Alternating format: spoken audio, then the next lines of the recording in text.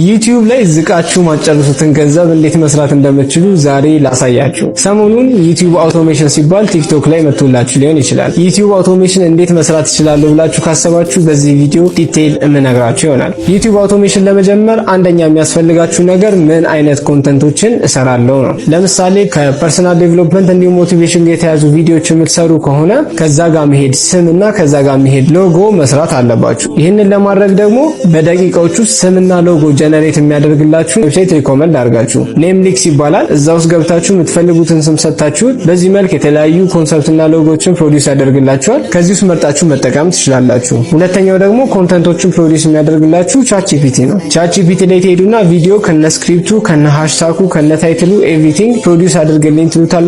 በዚህ መልክ ፕሮዲዩስ ያደርግላችኋል ማለት ነው። ይህንን ስክሪፕት ኮፒ አድርጋችሁ 11 ላብስ የሚባል ዌብሳይት አለ። እዛ ውስጥ ስትገቡ በተለያዩ ቮይስ አማራጮች ናሬት ያደርግላችኋል ማለት ነው። ይህንን ደግሞ የቪዲዮ ኤዲቲንግ ስኪል በትንሹም ካላችሁ የተለያዩ ፎቶዎችና ቪዲዮዎችን አንድ ላይ በማድረግ በዚህ መልክ ሰርታችሁ ቪዲዮ ፕሮዲዩስ ማድረግ ትችላላችሁ ማለት ነው። እነዚህን ዌብሳይቶች ሰርች አድርጋችሁ ካላገኛችኋቸው ቴሌግራም ቻናል ላይ አታች ማድረግላችሁ ይሆናል። ቴሌግራም ቻናሌን ባዮ ላይ ታገኙታላችሁ። ዴይሊ እንደዚህ አይነት ቪዲዮዎችን ስለምለቅ ፎሎ ማድረግ እንዳትረሱ።